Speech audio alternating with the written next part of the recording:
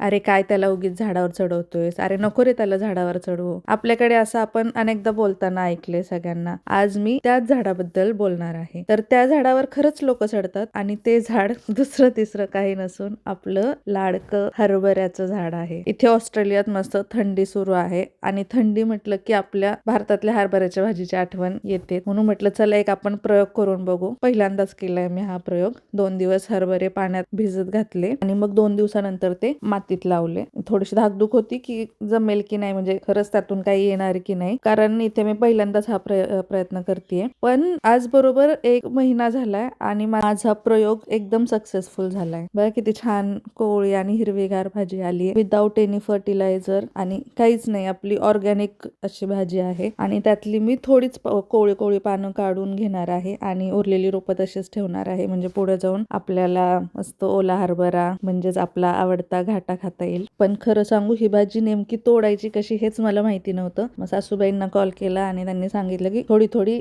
छोटी छोटीच पानं घ्यायची, म्हणजे त्याची छान भाजी होते. आणि आमच्याकडे मोस्टली पातळ भाजी करतात, तर मी तेच पाहिलं होतं. सुकी भाजी माहित नव्हती. त्यांनी सांगितलं मला की अशी सुकी भाजी पण करता येते. म्हटलं चला ट्राय करून बघू. आणि मग मी अशी मस्त भाजी केली. काहीच नाही, हिरवी मिरची आणि लसूण टाकून खूप छान झाली होती. मस्त अशी चव एकदम प्रतिम झाली होती भाजी. मस्त काय सांगू. एकतर स्वतःच्या हाताने फुलवलेली रोपं, त्यात परदेशात मिळालेली आपल्या मातीतली ही अस्सल चव आणि पहिलाच घास तोंडात ठेवला. मस्त थेट हिवाळ्यात महाराष्ट्राच्या हिवाळ्याची आठवण झाली. हरभऱ्याच्या झाडाचा हा प्रयोग एकदम व्हॅल्यू फॉर मनी ठरलाय. मस्त परदेशात राहून आपल्या मातीतली अशी गोष्ट स्वतःच्या हाताने पिकवून खाण्यातला आनंद भारी असतो. तुम्हाला माझी छोटीशी बाग आणि हरभऱ्याची भाजी कशी वाटली मला कमेंट करून नक्की सांगा. आणि हो, तुम्हाला हरभऱ्याची भाजी आवडते का तेही लिहायला विसरू नका.